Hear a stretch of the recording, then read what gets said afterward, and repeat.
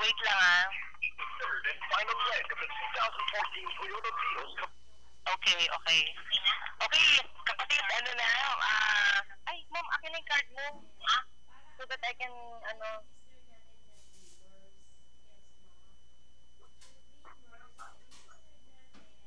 sandali, standby lang po, wait lang, wait lang. Kasi si doktora kasama ko eh.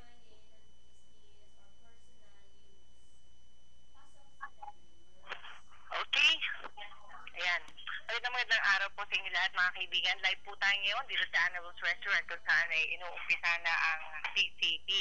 At si Ma'am, si Dr. Maria Bernadette Manalo Arcena ay isa pong fellow consultant licensed psychiatry at with psychiatrist. Ako, napakaswerte natin mga kapatid kasi meron tayong mai-endorso sa mga nangangailangan ng psychiatrist, right? Yes. Okay. May tanong kasi si Doktora. Alam niyo ho biglaan ho ito pero bago mag-umpisa ang PCP, ito na. Ma'am, ano yung tanong niyo? Oo, tanong ko, Judy, sa iyo ay para sa iyo, what is healthy mind? Yes, Doktora. Alam mo, para sa akin, ang healthy mind, when you like what you are doing and you are happy, that is healthy mind. Kasi kahit na anong kain natin, pag hindi tayo masaya, halimbawa sa pagkain na lang, ang sarap-sarap ng pagkain, pero hindi tayo masaya, that's nothing and that's not healthy. So, para sa iyo, Judy, happy mind is Happy mind, yes. Saka hindi lang yun, you must like what you are doing. Exactly, right? Saka, Doktora, importante yung not because of money, you like the people around you. That is very important. Okay, tama-tama yan. Kasi socially kailangan tayo ay may mga kaibigan at may nagmamahal sa atin. Alam mo ba, ma'am, learn tayo ngayon sa Happy Morning napapanood mo mamaya, papakinggan mo. Dahil ito po ay isang programa na naghahangad po kami ng isang positibong aksyon, lalo na ng mga overseas Filipino workers. So, magpapilala na akong doktora. Ako nga po si Dr. Baker Sana. Ako po ay isang psychiatrist sa St. Luke's Medical Center, City.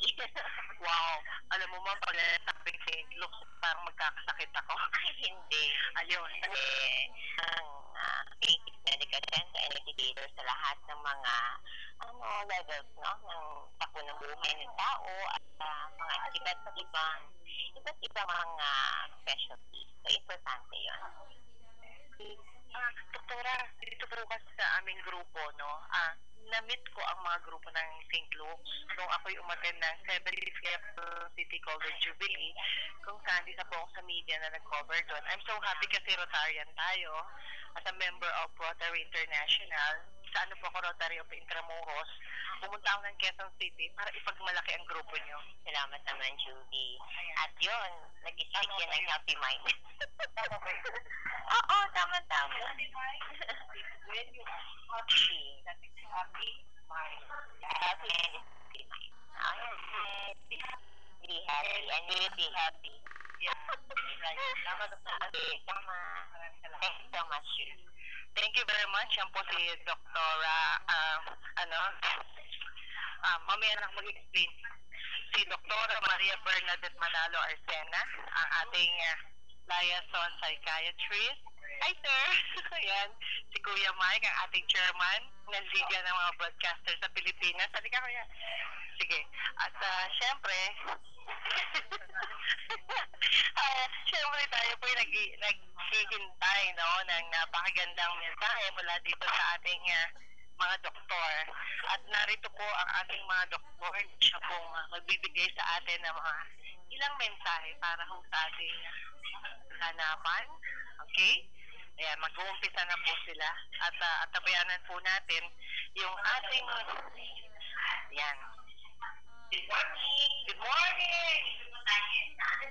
Tayo ay may gagawin na isang pag-uusap ay po natin. Isang siguro sa ngayon in the future. So, hindi ko na tayo sa sasabihin ni Dr. Anthony Menchon, the President of the Philippine College of Physicians. Okay, ito na po naman siya. Thank you very much for creating this particular event. Always, I would say, IT, parang for every year, it will always be important.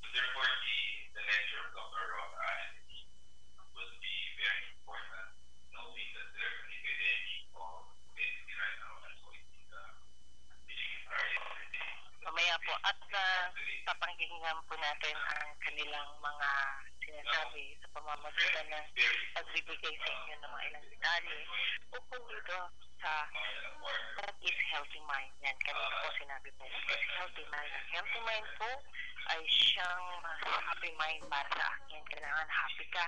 That's why we're here. Sa Happy Morning, ang alam po ng ating producer, Miss Horizon Chaser, at syempre ating kaagapay sa technical side na dyan si MJ.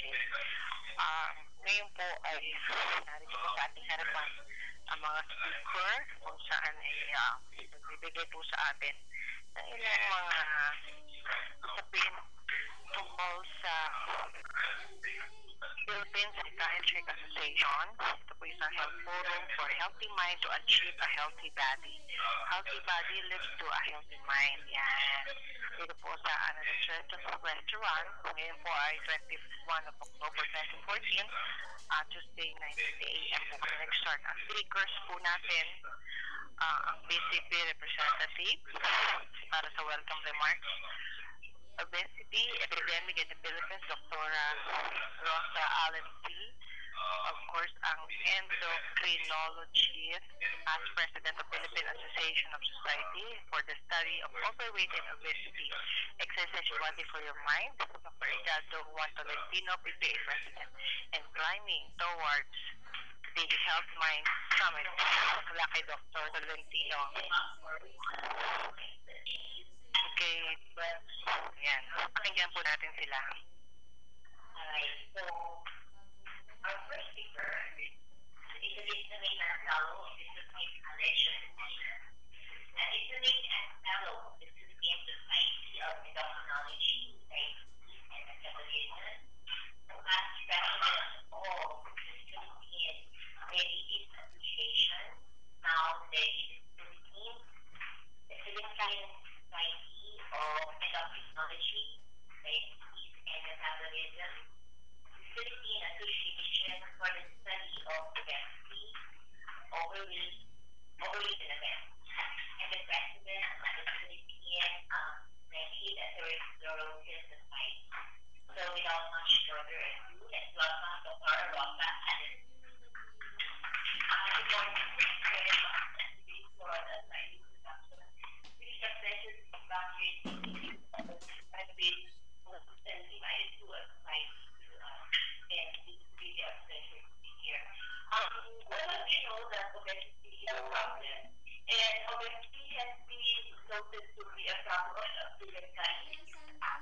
But now it's now affecting the very poor countries like the Philippines. So there is growing epidemic of obesity in our countries. You all know that obesity is a risk factor of the different medical conditions. And WHO has said and reported in 2010, I think, that the top two illnesses that cause death is of the cardiovascular system and as well as the disease of the heart. So you know that there is obesity is a risk factor of this condition.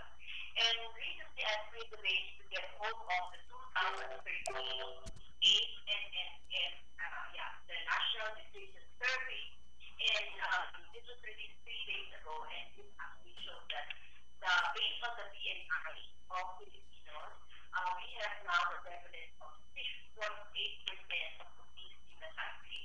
In the rest of the world, we don't use weight alone. We actually use the weight over height, which is the body mass index. When we speak of body mass index, we actually think of the total amount of fat in a person. And the normal is between 18 to 22.9. But if you say the WHO criteria is actually 18 to 24.9. Anything above that is overweight, and anything above 30 is obese. So here, you see in the slide that the prevalence is now as high as 6.8%. And if we look at the difference of male and female, mas maraming babae ang obese. As high as 8.6% prevalence rate of obesity among females and 5.2% in males. We don't look only at the BMI or total amount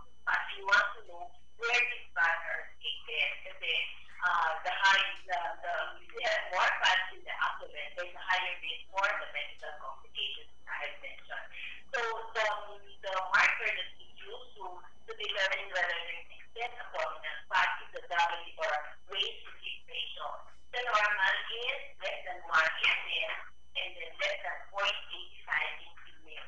If you look at this, the prevalence of increased weight-to-weight ratio is as high as 63.2% among females. So, taas ang prevalence ng increased visceral fat sa pinaso sa mga babae, and only an 8% increase sa UHR among men. Okay? So, what does this imply? That means, naturally, babae ang merong excess abdominal fat. And when we have excess abdominal fat, there is higher chance for heart disease, for diabetes, for cancer. No? So, lahat na yan is seen or possible.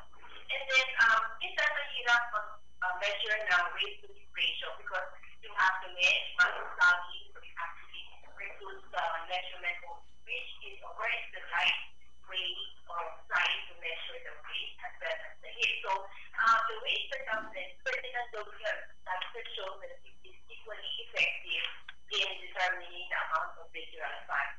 And if we look at the prevalence, it's still elevated at 23.1%. But if you compare WHR weight-to-weight ratio and weight circumference, I think it's better if we use the WHR because it gives a pretty better amount of visceral fat. So, in effect, there's 3 out of 10 Filipinos who are overweight and obese, for 31%. And then again, more females are overweight and obese. So, this is just a summary of the different prevalence rates that have been done by the FNRI DOST. Ayan. Kaya sabi ni Dr. C, ang tungkol sa obesity, mas nakakarami ang mga kababaihan. Every 5 years. So, kita nyo from 1987, 1.7% ang prevalence of obesity. Then, it increased to 2.6%. That's 2008, it was 5.2%. You're afraid na nga that it is increasing. But in 2013, it's as high as 6.8% prevalence people overweight. And if we compare the weight circumference, it is also increasing in red, blue, and in red. Yung people that are 3.1 and in male 3.3. Weight to hip 3.28%. As compared to last year, it's 2.9%. Sorry, 2011, 5.5. The weight to hip ratio and so there is really an increasing trend of the prevalence of the abdominal obesity. How do we compare it to the prevalence of chronic energy deficiency? Diba lang natin ang malnourished sa Pilipinas, yung guys. But if you look at this slide, pababa na yung trend sa malnutrition sa country and paakyat na yung obesity. Always remember that obesity is also a form of malnutrition. Actually, the proper ang patient is actually overweight. So, ang chronic energy deficiency, pababa kasi para sa yung overweight and obesity. So, in summary, 1 in every 10 Filipino adults has actually chronic energy deficiency. More females are energy deficient. 3 out of 10 adults are overweight and obese, and more females are overweight and obese. So, then from 1993 to 2013, there is a decreasing trend in the prevalence of chronic energy deficiency from 13.9% to 10.3%.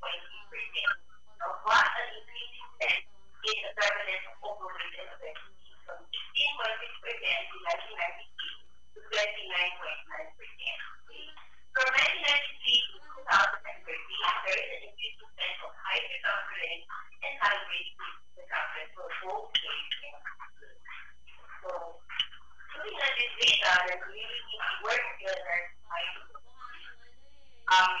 there's been proven that breast cancer prevention is a very important modality to weight, no? Through dietary intervention and exercise. But for this morning, we'll talk about exercise as a part of weight reduction and its benefit for weight reduction. So why do we need to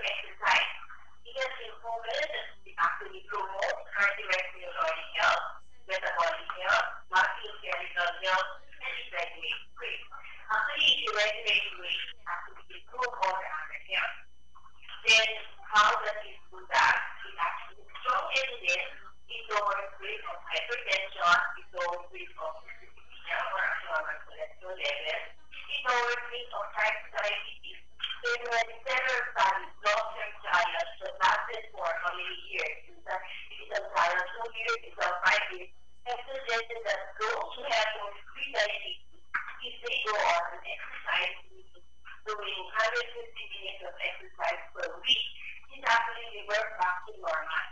And there is a 58% reduction in the incidence of diabetes because of exercise and proper diet. And then there is lower risk of metabolic syndrome. So sinabi kasi metabolic syndrome, that means alleviation of all of the metabolic problems like diabetes, hypertension, high cholesterol levels, and excess abdominal fat. So patients with these parameters or these risk factors of insulin has a chance of developing metabolic syndrome. And when you're categorized as high-risk metabolic syndrome, your chance of getting a heart attack is higher. So what you don't allow your doctors to say that you have metabolic syndrome. Because if you have that, that means you really have to work extra hard to improve your health because your risk for a heart attack and getting higher. And then it also causes by exercise that prevents weight gain, weight loss, improves cardiorespiratory and muscular fitness, lower risk for breast and causes cancer, prevention of falls because it improves your strength, and actually important is it reduces depression. And then for moderate to strong evidence, lowers the risk of death, lowers the risk of coronary heart disease, lowers the risk of stroke. For example, in the past, it has been classified as strong evidence, but because of the look-ahead trial that has been recently published 2 to 3 years ago, it actually showed that it did not change the outcome. But in effective totality, hindi na nabawasan yung heart attack rate, pero na-improve niya yung cholesterol, na-improve niya yung diabetes, na-improve yung weight, na-improve the food, in these more years. Kasi 2 years, 10 years na yan, probably you need more to expect improvement. And then, if by exercise, it causes better functional health, reduces abdominal density, and more important, better cognitive function. So, kasi tumatanda kaya exercise to improve their medical health. And then, so very important evidence, lowers the risk of skin cancer, lowers the risk of lung cancer, endometrial cancer, improves bone density, and what improves these are very active and also and then it improves sleep quality. If you know that there is sleep, also sleep health or causes diabetes.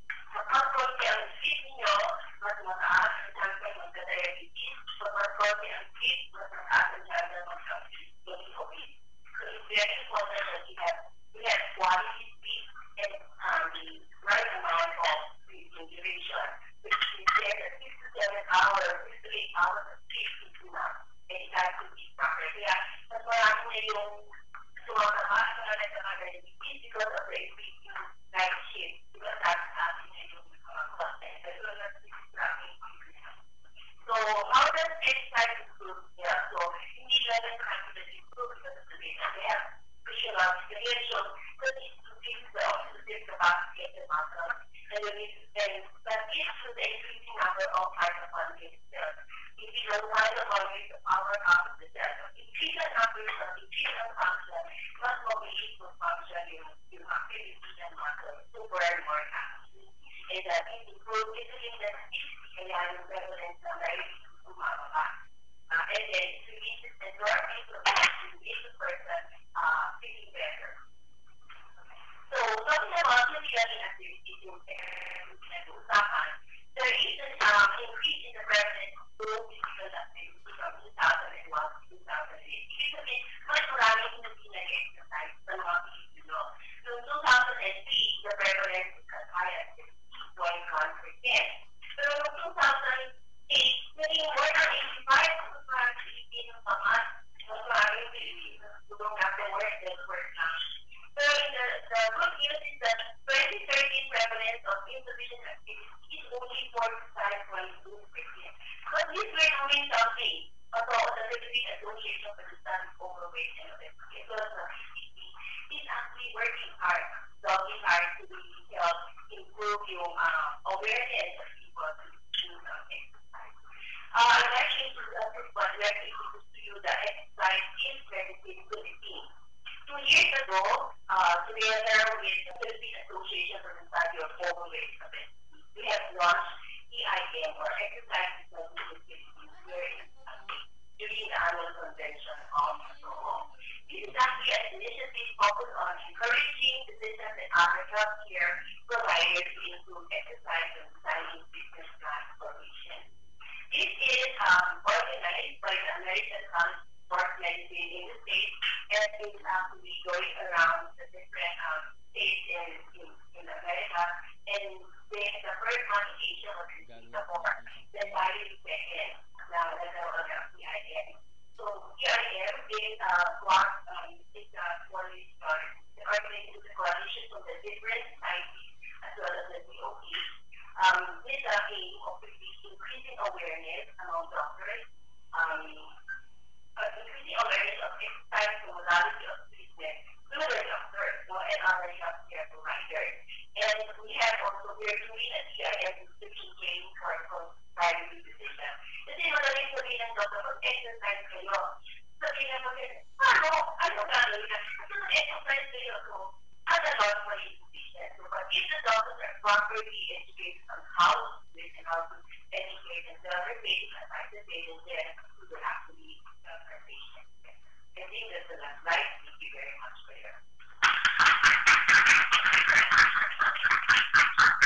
our next speaker is Kalpa itself, the representative of the Pediatric Association, the chair of the Healthy Mind Summit, chief of the Section of Psychiatry Department of Neurosciences, Makati Medical Center, and the secretary of the Philippine Association for the Study of Overweight and Obesity. So let's welcome Dr. Edgar. Good morning po sa inyo lahat. Mabuti po. Ay, salamat. If you notice, ang title po ng aking presentation, Exercise Your Body for Your Mind. So, i-cooperate ko na po yung talk ni Dr. Ronald tungkol sa nagiging effect sa ating principal or the principal. And I will start with a quotation by no less than a beauty and Nancy figure herself. Sabi ni Jennifer Lopez, sino may hindi kilala kay Diego? Siguro naman kilala natin lahat. At sabi niya, beauty is only skin deep. I think what's really important is finding a balance of mind, body, and spirit. So, love ko siya because sinabi niya ito. Pero, if we go by the fact, really, depression and obesity tend to go hand in hand.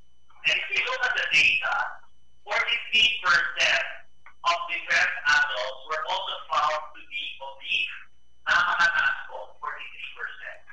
And 55% of those patients taking antidepressants were also obese.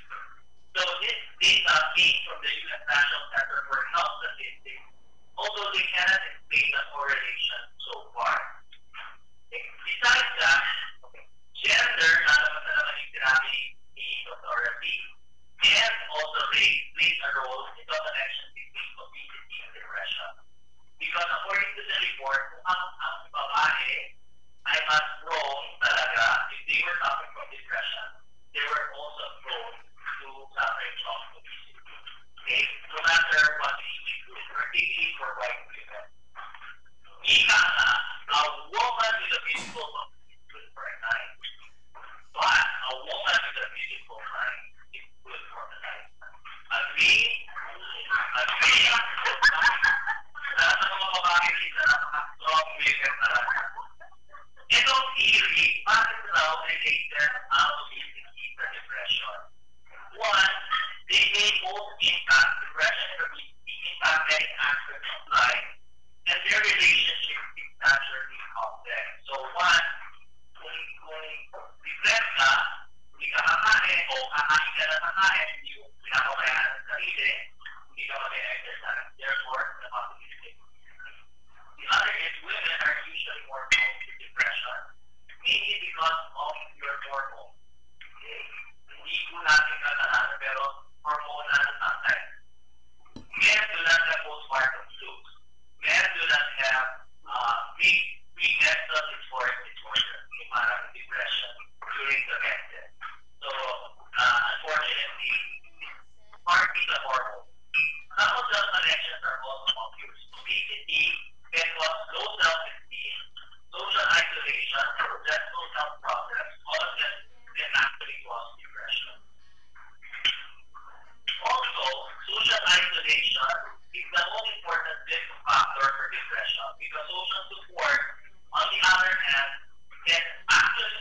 people from other risk factors of going into depression. Now, huwag na natin pag-usapan lang po yung pagiging depressed. Kasi baka isipin nyo, ay, sa mga nagiging depressed lang yan. Sino ko dito ang nai-stress? Siguro naman tayo lahat. Sinungaling na siguro yung so, obesity is actually complex. Whether we like it or not, it has serious, both social as well as psychological dimension. So it will affect us in various ways. And it has been found that certain behavior, such as portion sizes and reduced physical activity, can help explain why this obesity epidemic is actually going on. Tingnan niyo po yung nangyari. Kung buhay na kayo sa panahon ng mga nakikita natin, in 1954, at kumain kayo ng hamburger, ito po ang size. Usually, is 2.8 ounce at 202 calories. 10 years ago pala, lumaki na po ang mga hamburgers natin. 4.3 ounce at 310 calories. Hindi na mahilig sa sine. Ito po yung nagpa-popcorn sila ng 1950. Panahon ng free slicing. 3 cups po ng popcorn na sinaserve noon ng mga movies is about 174 calories. Ngayon po, hindi ko ba, pagkakain ng sine, hindi na makikita yung nalilip sa popcorn. Kailangan ito ng pinipili nila. It's equivalent to 21 cups. So, it's 1,700 calories. For somebody who's trying to cut down, this is already one whole meal. Parang lunch dinner in a So, job training and other life stressors may also contribute to the prevalence of obesity. Mataas po ang stress natin. Marami po tayong partners of stress. Hindi mo na traffic pa kung narito. Like it or not, stress na tayo. Hindi mo ba, ang traffic ang mga pagkakasulat. So, parang hindi tayo maka-escapo sa stressors every day. There is, in fact, a relationship between stress and obesity, which we will serve partners in sickness and in disease para silang mag-asawa. So, matanong ko lang po kayo, when you're really stressed out, do you reach out for food traffic? Ilan ang kasi hindi ko ba? Super stress. Mga babae. Have you noticed, you can pray for comfort food, hindi ko ba? Lalo na ay mga issues sa grupo, kailangan, meeting, di ba? Kasama ng bigay. Sa mga babae, ang favorite niyo po? Sisiyo. Di ba ang sisiyo? Junk food. So, usually, so, why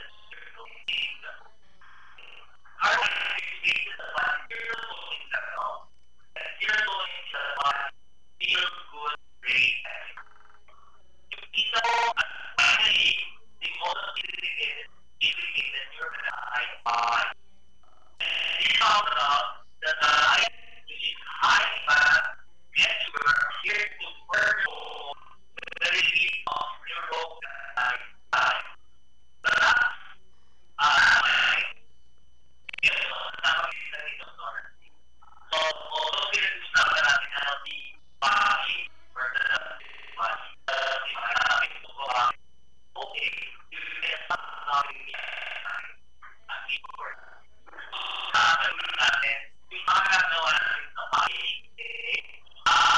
O, tingnan naman natin na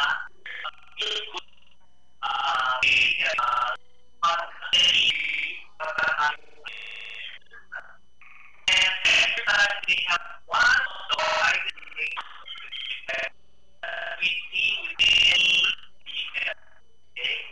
For during the recent transgender women who were exposed to a female, exercise session. So, they have ability in white blood cells to increase power, which is our improvement in infection.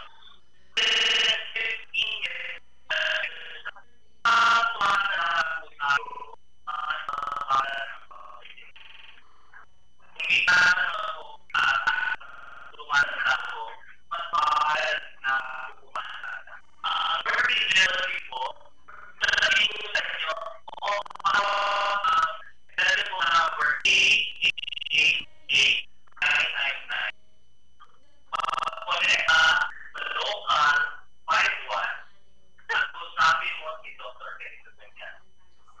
you will remember that only for the time that I asked you, and you complete the task. That is working for you. Mabagal po ito as we age, but it shows that exercise can even improve that. Now, how much is enough exercise? Para lang tayo ginawa. Now, based on the Cochrane database review, which analyzed lahat po na available data, 35 studies to this classified concluded that patients must take a long-term commitment to exercise to reach its benefits. Indeed, one shot. Another Cochrane review compares aerobic exercise, yung jogging, etc., resistance training, katulad po ng weightlifting, or a mix of this, either combination of aerobic and resistance training. The review concluded that mixed exercise had a greatest effect size of 1.47, meaning it helped it improve more than 1.47 times compared to controls. Followed closely by resistance training, and surprisingly, lead yung aerobic exercise. People think na yun yung best, but in fact, a combination is probably the best. The goal ought to be to push the intensity of the intervention upwards. Wherever you start, you cannot just stay there. Kasi, hindi na po, o masyadong nakakayanan na po ng katawan. So, kailangan tumataas yung intensity. That's our recommendation. The instructions to patients should also include information about how long to sustain an exercise program. And they found out that the exercises for 1 or 2 weeks are not very good. It's not enough that we just 1 to 2 weeks exercise program. Okay? The best exercises start occurring, as we get discouraged, but this is a lifestyle change, from 2.5 to 4 months of exercise. But, kung ano man ang benefit, it will decrease in state factor. So, really, the recommendation is having a lifestyle that includes exercise. Authorities in the field actually recommend about an hour of exercise, 5 times a week or more, of aerobic and resistance exercise with intensity. Hindi pwedeng simple thing. Maganda dapat ang pagkita. In fact, around the world, sa ating sa Amerika, ang laki ng iba, hindi pa doon nasusunod yung mga guidelines. But, in South Korea, an independent body found that the efficacy of exercise is similar to even antidepressant treatment or cognitive behavioral therapy. As a result, exercise therapy is recommended for adult patients with mild or moderate depression. Pag-severe kailangan antidepressant. In other countries like Australia, exercise is a covered form of therapy. Pwede pong magsulat ang doktor sa kanyang prescription at i-refer yung pasyente to an exercise physiologist for depression. Okay? And it will be covered by insurance. So, I will end with this. Keyword, harmony is a beautiful balance between mind, body, and soul measured in tender, peaceful moments. Maraming salamat, and we'd like to invite all of you to our second Healthy Mind Summit. Ang title po, One Track, One Heart, One Mind. We want to come up with the first Philippine mental health act. And we want your help in propagating this to our legislators and spreading the word so that we get a sizable amount of people supporting this and sending out the message to our legislators. This will be at SMX Convention Center at SM Ora, dito sa OWA. SM Ora po. October 29, full day program starting at 9 a.m. We're expecting legislators to be there. We are launching our first ad campaign. Hopefully, lalabasin natin sa internet, social network. And we'd like you to actually capture the video, put it in your social media pages, Facebook, Twitter, and then share. And please connect to Change.org to actually take care that we support the mental health. Is that it? Tayo na lang po, we're only one of the few 30% countries in the whole world without one. And probably the only country remaining in ASEAN without a mental health act. So it's time. Maraming salamat.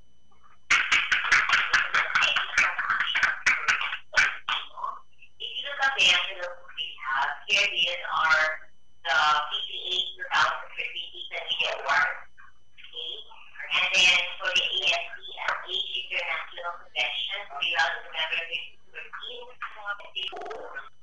And then we have here the measure, but it will be recommended regarding the Mental Health Act.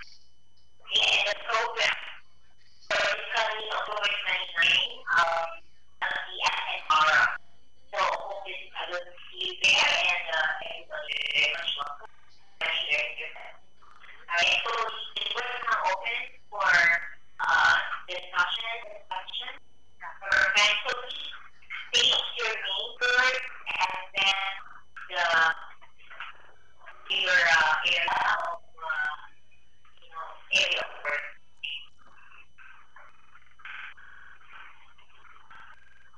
Good morning, everyone, and please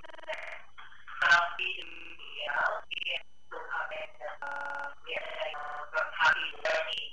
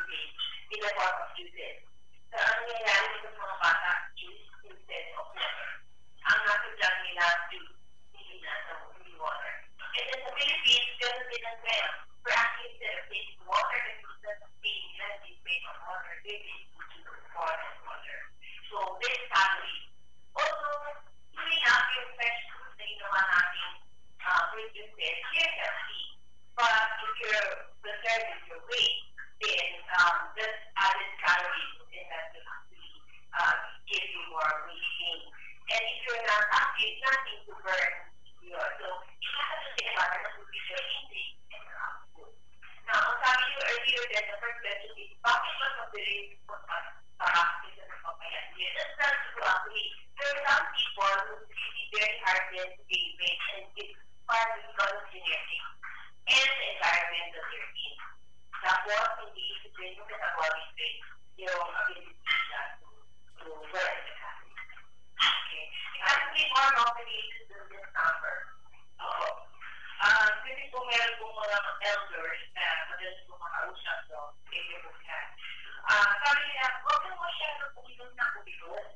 At lalo na pag malamig. Sabi ko, hindi, sabi ni Dr. kailangan ng walang pasok tubig, ganun.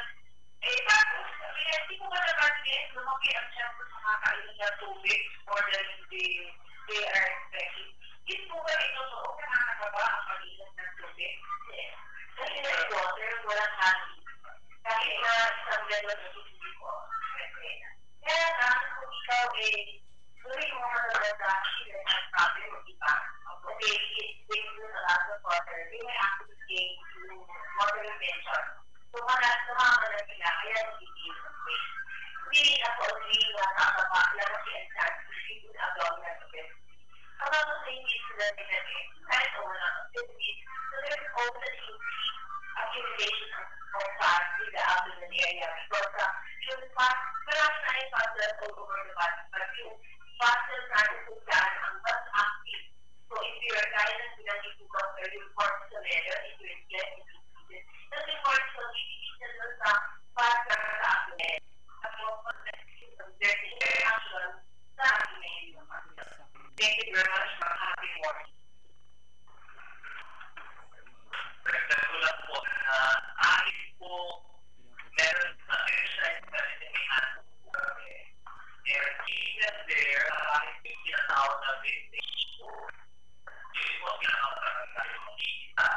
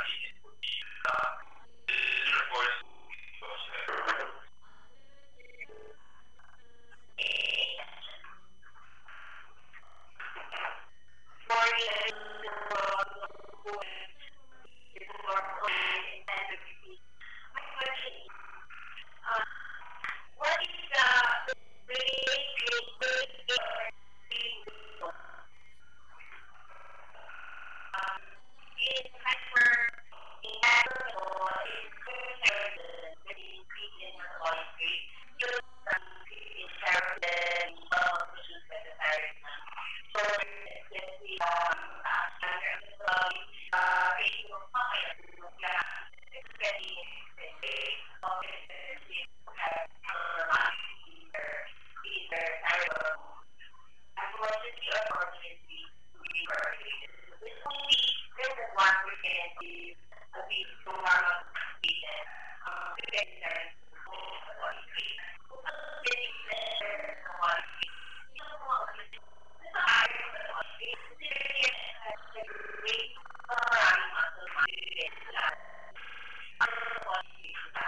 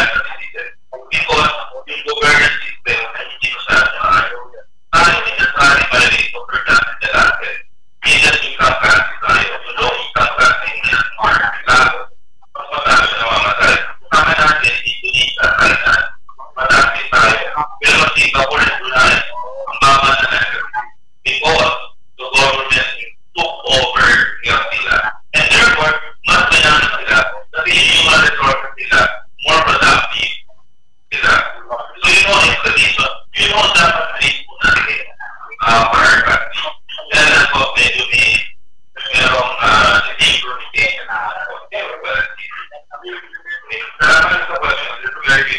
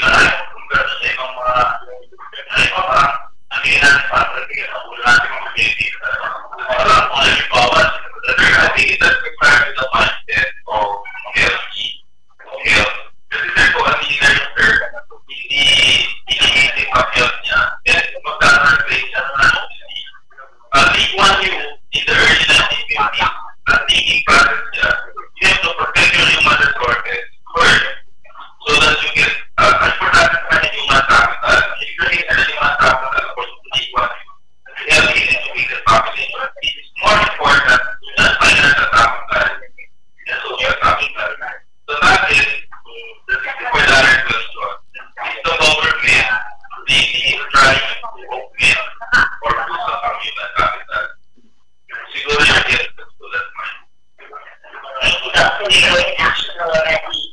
Any more questions from the audience?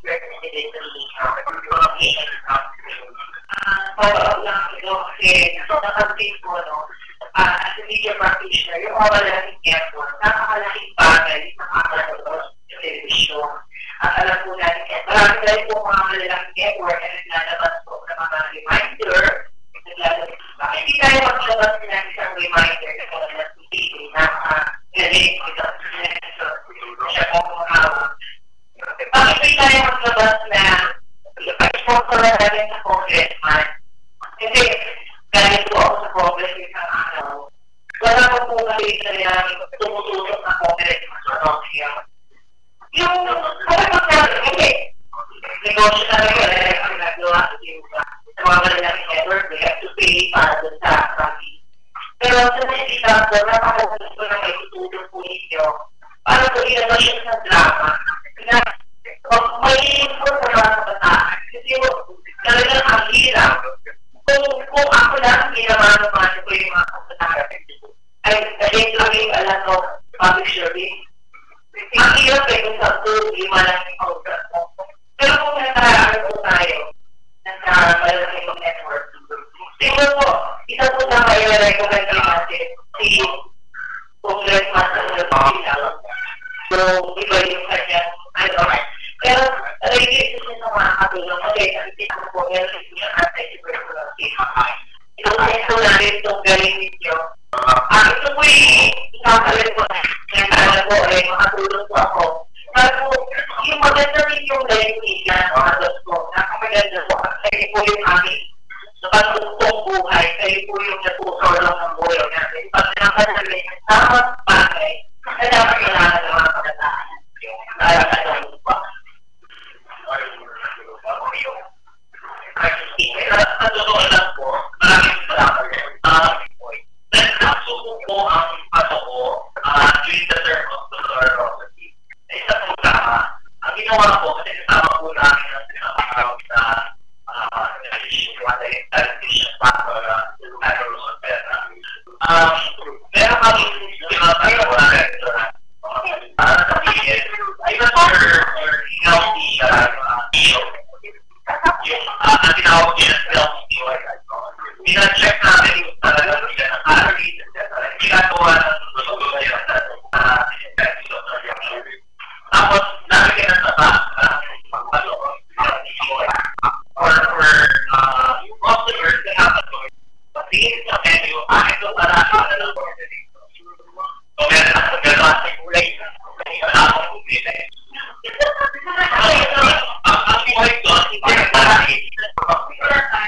Ang lesson doon, bago yung mga ay nagpapit yung package. Para piliin yung custom nyo. Kasi kung katulad na, after imagine natin, hindi ko ganito alam ko yung para matatak yung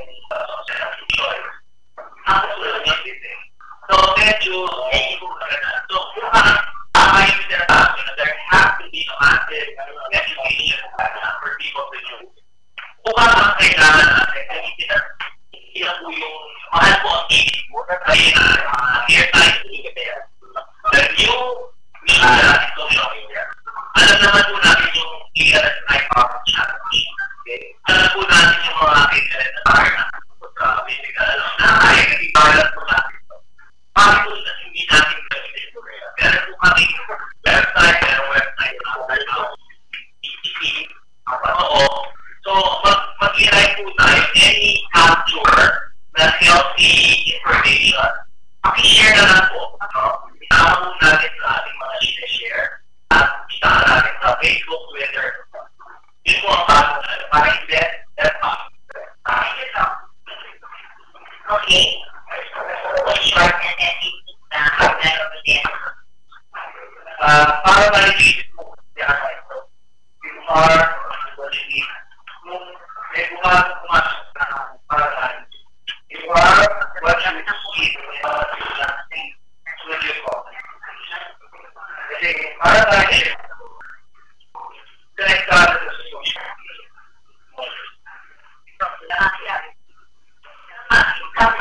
like you can see a family to find one like experience to be one of the last people papansin yung ba yung mga lalaki kasi yan na you are what you eat so yun ang sa momenta ito and what you eat and usually a choice na parent mother or father yun yung mga and then yung attitude kung behavior is very important so na family na whatever you ginagawa ng parents. And the study na ginawa is the influence of the family as well as the culture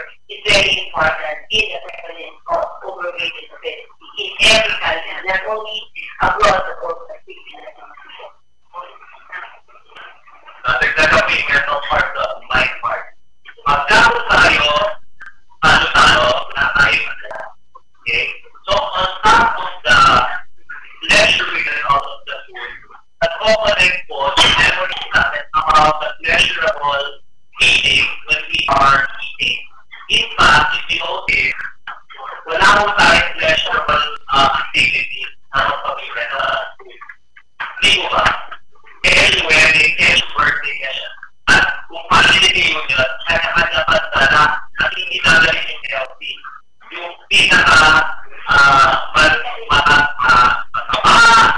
pinirito, saksa, ito, lalo pong na-overlay ng pleasure. This is all about pleasure. Hindi ka makakain kung di pleasure, but di mo tayo, di mo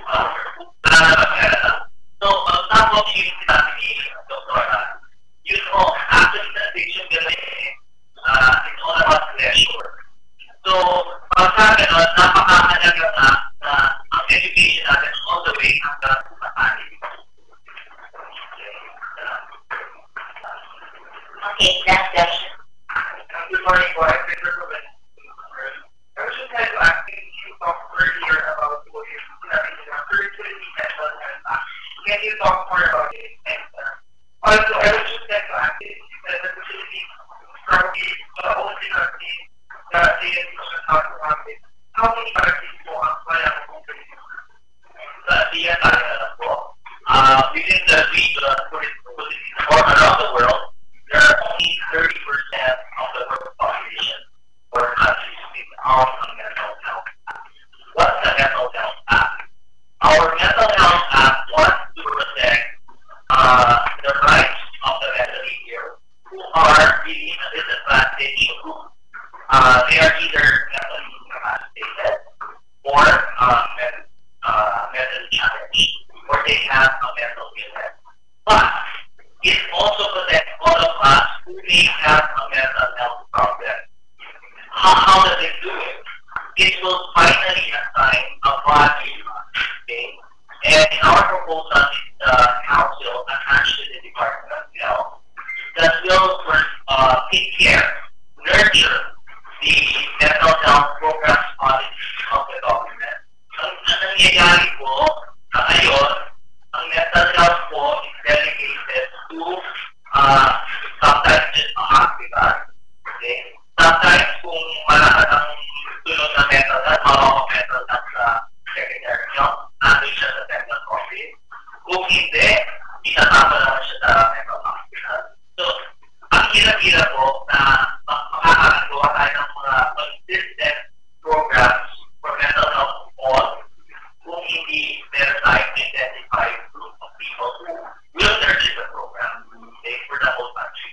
So, it will define that, it will define facilities, it will define the roles of mental health practitioners, okay, and especially to define how we will protect the disadvantaged or the mental health.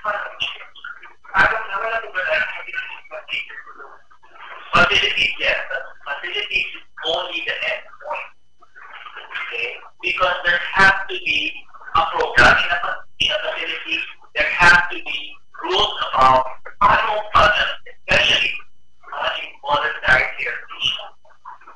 Diba? Sa ibang bansa, malaking issue po kasi ginagalit po ang mental health facility. For example, ang mga politicians, papalagay daw sa state, diba, kailangan po niya, ipasok niya sa hindi ko ba, alam natin doon na nangyayari. We don't want it. So far, natin natin here, but hopefully, it will never happen because we have a lot of things that we want to be sure.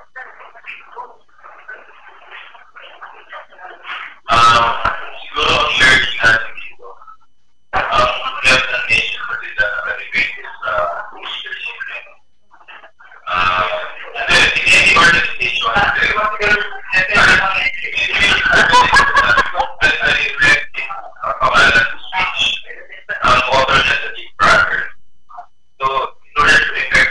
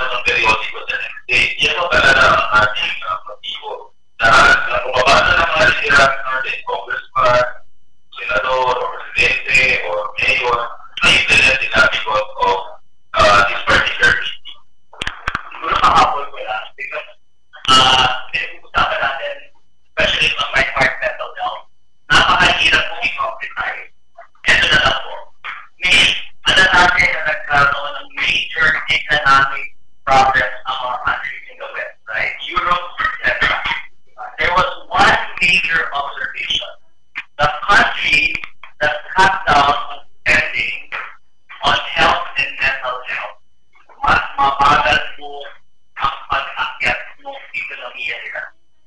Example countries, for example, Iceland, rather than cutting down on health, they actually spend more.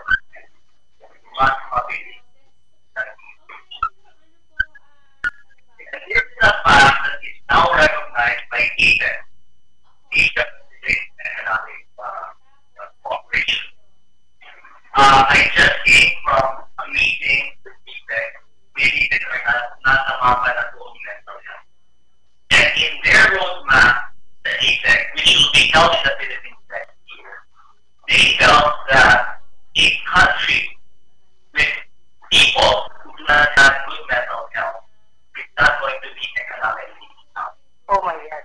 So apparently, APEC itself has recognized the importance of a mental health of the nation in translating into productivity. And in fact, yun nga yung urge sa amin eh. Connect it with something that's tangible, that speaks and money speaks.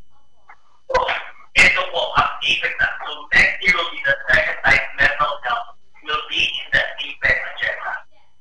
So, yun po, once na-concretize na natin, and there are already studies on economies that have prospered because they spend more on mental health. Okay. This is very crucial sa country natin. Masyadong mataas ang rate ng criminality due to drug-related cases. Di po ba, it's also a case of incapacitated na po yung brain because of the drug.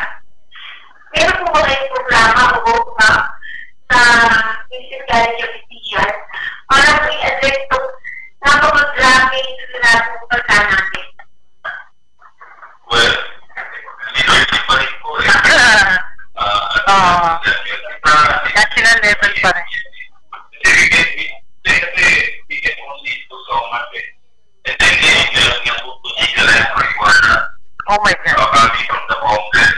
And that's why the medical community opposed to the legal requirement because it may be a road to perdition. So what I'm trying to say, one of the things that gagawin namin, maybe addressing the market, but the economy will integrate in the future, sabi nga ni Robert Kennedy. Yeah. Are equal to hope na created.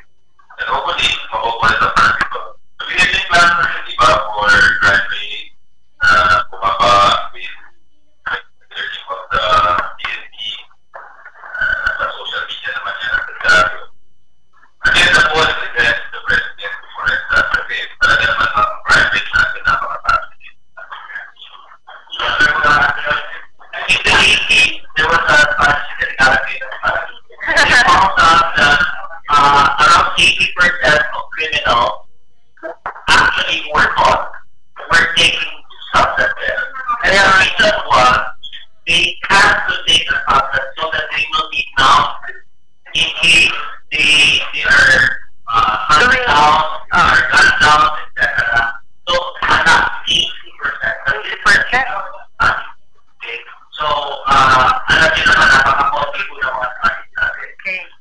Unfortunately, according to DTP, such sport, bago po umabot attention ng isang medical practitioner ang isang lumagamit ng suggestion drugs. Illegal drugs. Live kasi ako ngayon sa Happy Morning habang tapos na naman ang ating forum. Pwede namang makilala namin kayo. Kasi gusto akong marinig ng aming mga listener mula sa Happy Morning around the world. Or FWC kasi listener.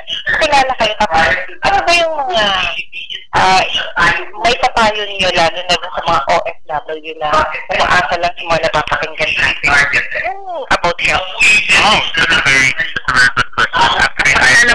Yes, I'm Dr. Tisa. I'm also a member of the Philippine Psychiatric Association. I like your question about OFW. I really do believe sincerely that OFWs are the heroes of our country.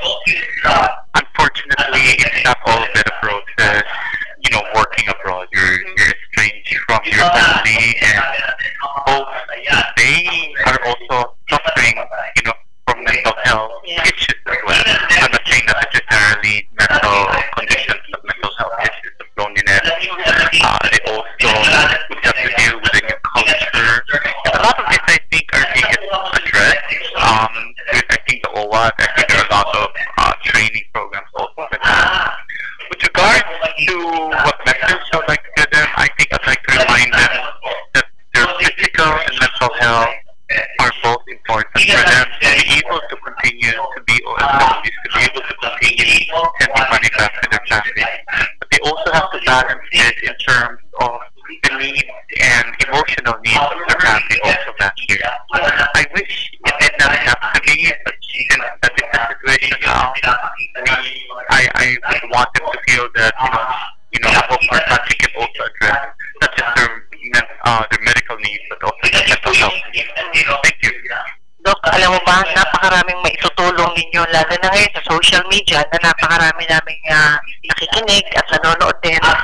In fact, live tayo ngayon sa GV de Guzman de WCL also. And with Happy Morning, sa partnership namin, ano po ba ang dahilan? What makes them crazy, lalo na sa pagdating sa pangangailangan ng family abroad? Ano ba yung dapat iwasan para hindi sila ma-attract na sa problema? Kasi usually, di ba, pag nakwentuhan ng problema sa Pilipinas, that makes them crazy talaga. So, how to avoid it? Okay.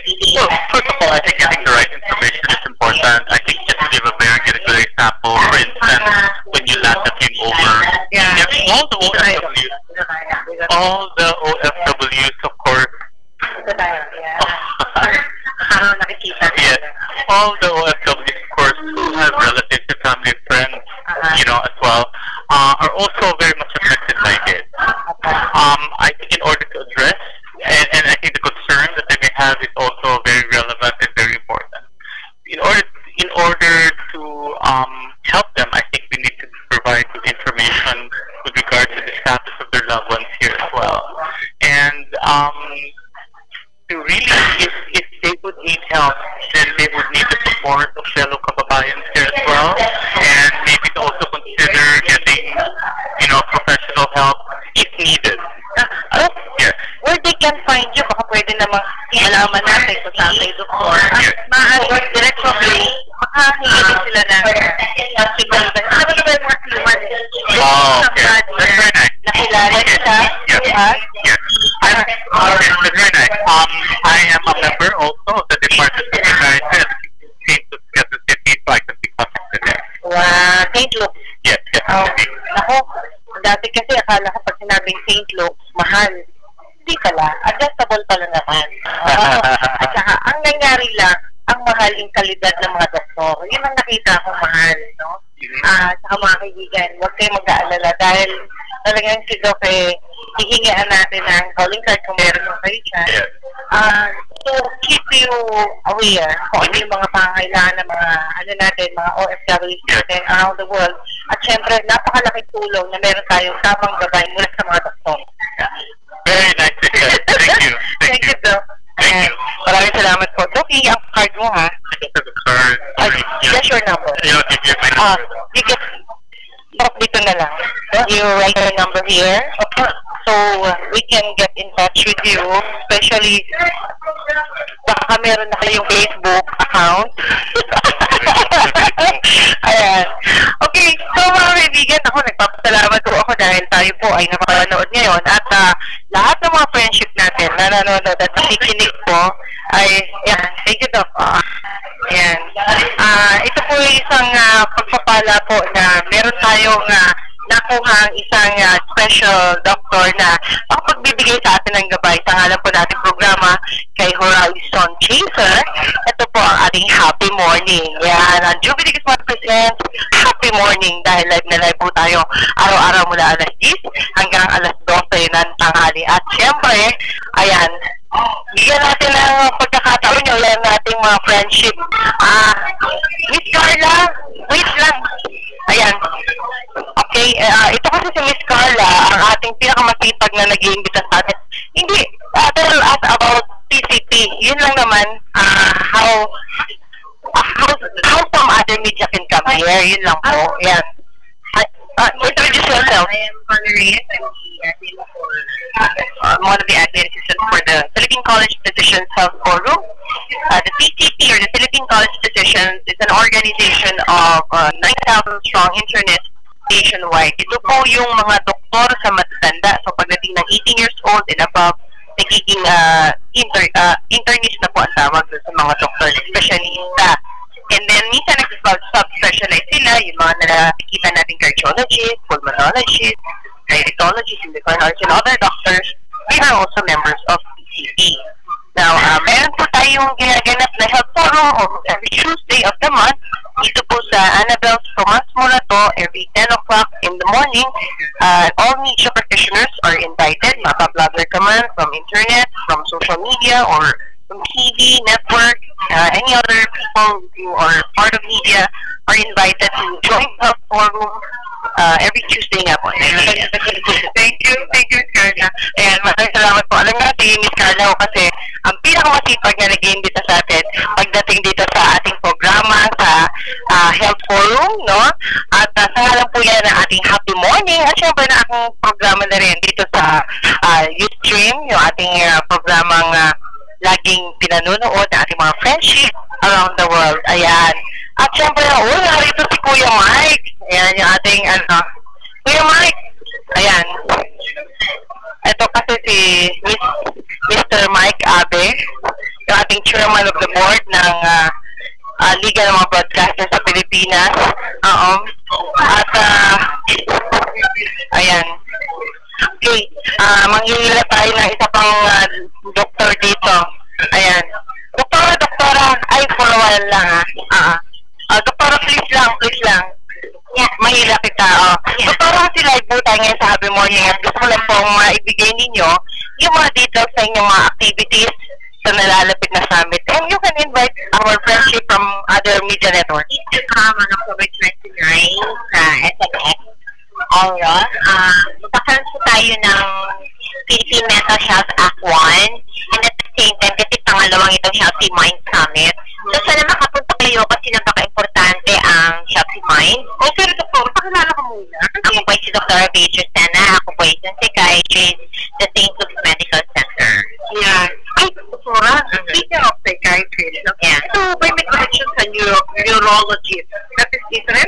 Alam mo kasi ang neurologist at psychiatrist, they both cater to the mind. Opo. Pero pagdating sa behavioral, psychiatrist ang kailangan doon.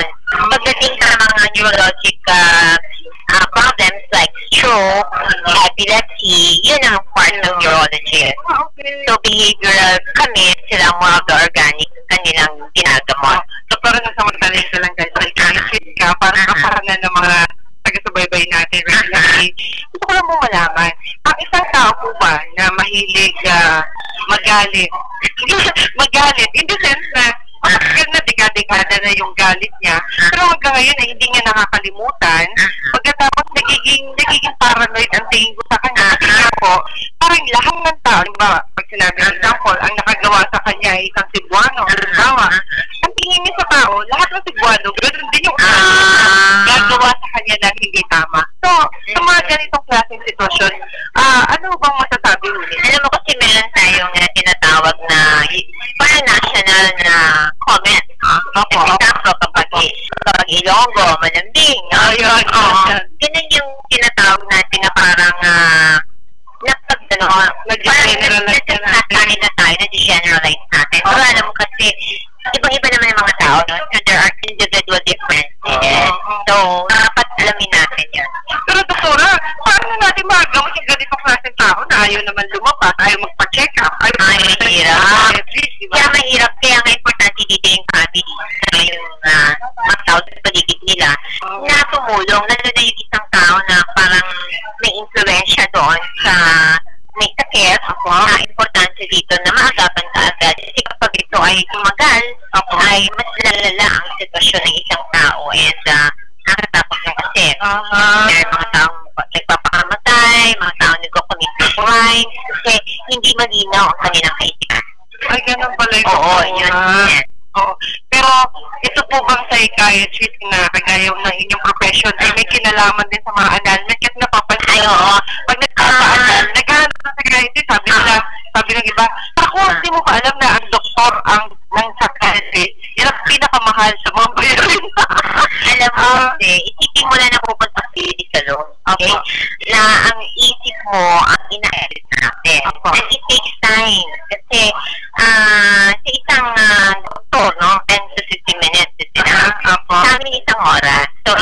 lang na yung buhay mo ay mababago. There would be a lifestyle change.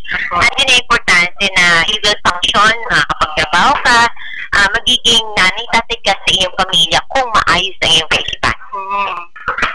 Parang hindi yata madali maging psychiatrist. Mahirap. Ilang taon ho ba ito para makapasa bilang isang 4 psychiatrist? years of training in residency, psychiatry, then after medicine. So, mga 12 years. 12 years and if you want to go into subspecialty, so ako mga 15 years because meron pa akong subspecialty in consultation nila sa psychiatry. Doktora, maaari po ba kami makalapit sa inyo if in case na magkaroon tayo ng mga online forum na kung saan ay gusto namin nalaman agad yung sagot nyo through Facebook lang naman o kaya through email, ay pwede ba kayo makahingin tulong? Wala naman po problema yun, lalo na tutulong tayo sa mga taong nangangailangan, especially pagdating sa mental health.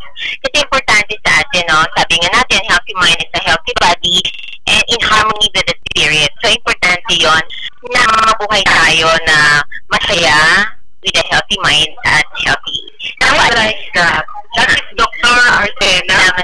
Nanay, sabi mo parang si doktora kausap ko, masaya ako lalo. Okay, di ba? Healthy mind is healthy body. Yeah. Healthy, happy mind also is a healthy body. Yeah. So, mga kaibigan, so much for that. At napakaganda ho ng talakayang ito. Maraming salamat po, doktora. Thank you very much. Okay, mga kaibigan, ako nagpapasalamat po ako sa pagkakataong ito dahil po nagkaroon tayo ng chance na makadaupang palad ang mga eksperto pagdating sa kanilang magagandang kaisipan tungkol sa healthy lifestyle. Ayan. E pagdating nyo sa healthy lifestyle, saan ho kayo? Ayan. Kailangan pala mag-exercise. Walang exercise na hindi gumagalaw. Kaya yung paglalakad, pagtakbo, at saka regular exercise ay kailangan natin.